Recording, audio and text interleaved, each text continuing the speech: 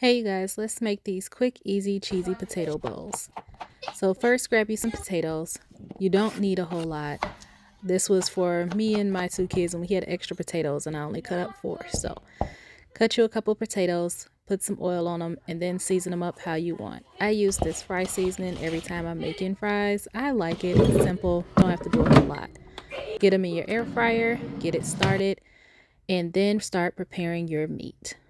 Save the meat you guys have left over and then throw in your onion soup mix, some garlic, and mix that up. Once you brown your meat, add your taco seasoning and then mix that up.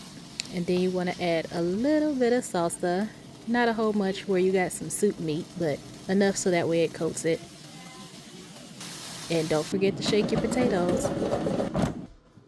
Then go ahead and top them up however you want to do them.